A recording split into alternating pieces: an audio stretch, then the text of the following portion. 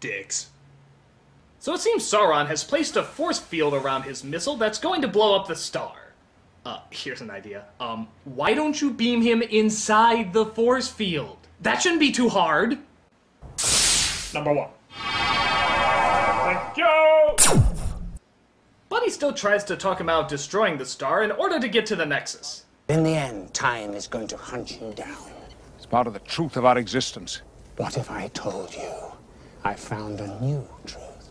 You know, Sauron, I think you're making it more complicated than it needs to be. You're blowing up stars, killing people, destroying planets. You know where the Nexus is going. Couldn't you just save up your money and be like, shuttle, please? My God, that was easy. Hello, Nexus, how are you? Yay! Is everyone's common sense in the Nexus too? But the sisters figure out how to penetrate the shields and attack the Enterprise, who quickly tries to look for a way out. Effective plasma coil be susceptible to some sort of ionic pulse. Perhaps. Yes. Yes. If we sent a low-level ionic pulse, it might reset the coil and trigger the cloaking device. Yeah, I can't understand it either. I'll just sum up what it always is. Data, can we blah blah blah the technobabble? Maybe. If we yada yada yada, there's a chance it'll boomity boomity. It's very unlikely that it'll homina homina, but we'll give it a shot and of course it'll work. All hands, brace for boomity boomity! So they pull off the homina homina, and the sisters are now defenseless. Roll the explosion from Star Trek VI to save money. Engage! Now partake in a funny line for the trailer. Yes! And we have our McDonald's commercial. Yes! McDonald's Star Trek meal available for your kids now. So Sauron continues to listen to Picard pester him. Hey, here's an idea. Lower the force field and shoot him. But he does eventually find a way through and try to stop him. Yeah, you know what you should have done? Lower the force field and shoot him. But even bigger problems are happening. The ship was hit bad and they have to separate the Enterprise in order to survive. Starship separation. Yes, be sure to move the children you always bring on this constantly attacked ship of peace. You know, if I so much as heard a Klingon say a bad word, I'd take my kid off. 4 minutes, 45 seconds. But in hindsight, we do see the real tragedy in all this chaos. The little girl's bear! No! Oh, she doesn't go back for it. We never see it again. It's not even referenced. They just felt it was really important to show that a little girl lost her bear. Oh, the bear-manity. Oh my God, there he goes! There goes the bear! Oh my God, goodbye, bear, goodbye! Oh, the casualties of war! We'll bury him next to Balzac. Now, to be fair, the ship separating is not only a cool scene, but it also leads to one hell of an awesome crash. These are some of the best effects in Star Trek history.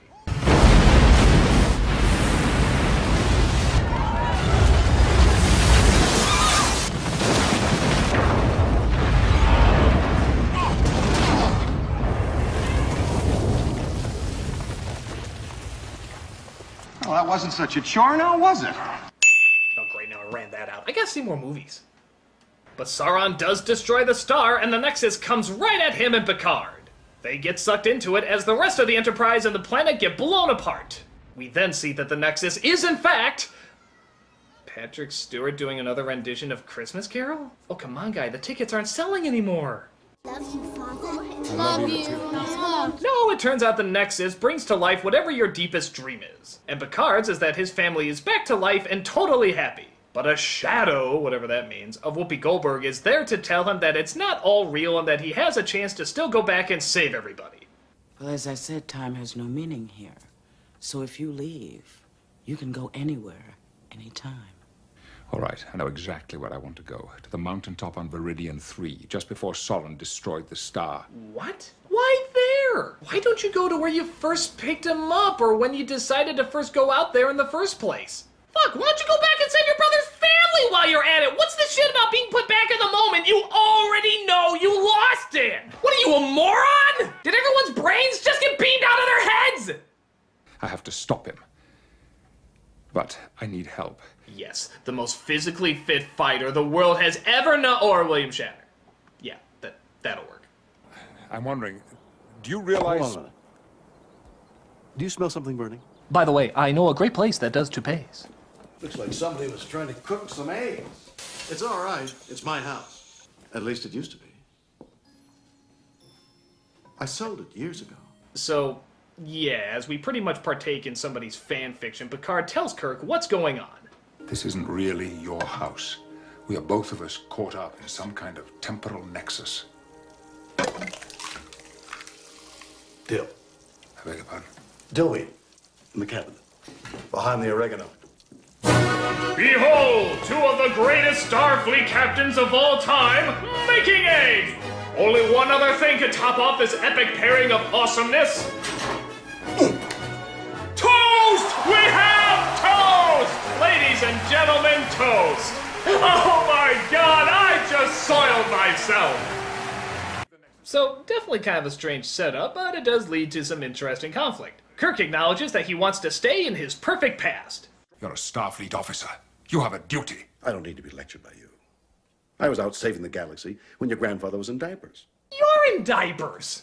This time I'm gonna walk up these stairs, march into that bedroom, and tell Antonia I want to marry her.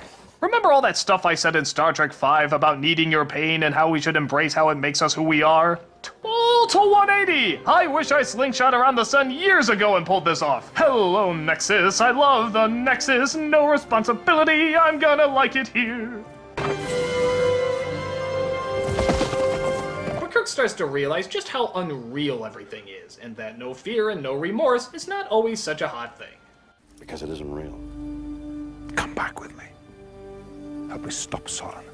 You know, if Spock were here, he'd say that I was an irrational, illogical human being for taking on a mission like that.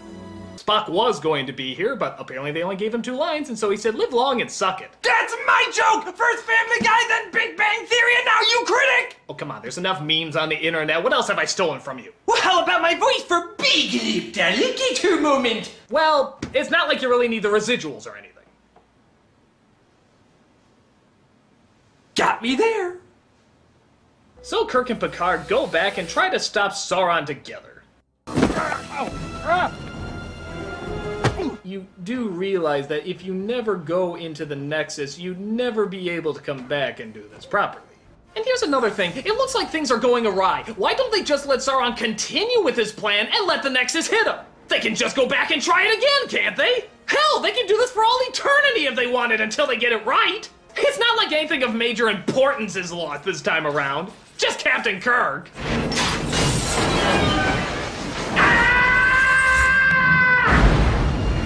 Get away from that launcher!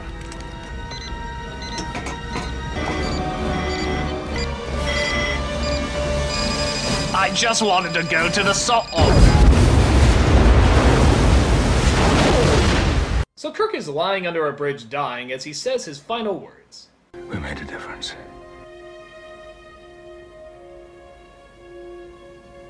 Oh my.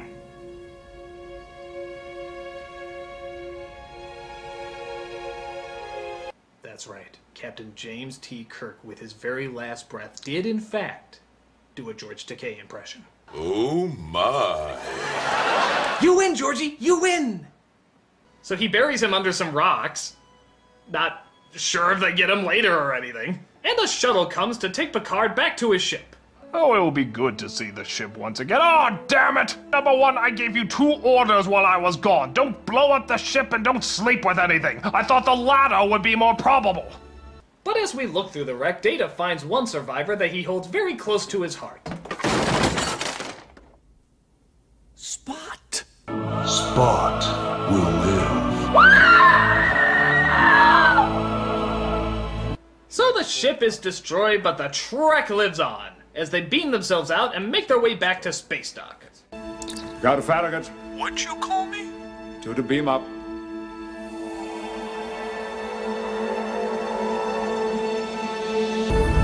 By the way, did I tell you I met Jim Kirk? What? Yeah, he's under a bunch of rocks. Geeks are gonna complain about it for years.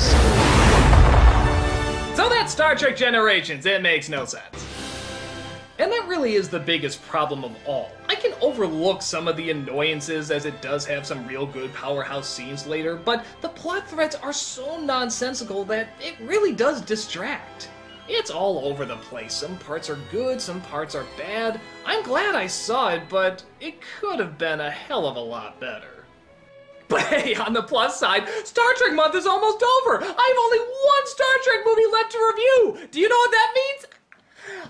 Nolan Cara cameo! I haven't seen him at all! Isn't that fantastic? Nolan Cara! No bitching about the little tentacles that nobody cares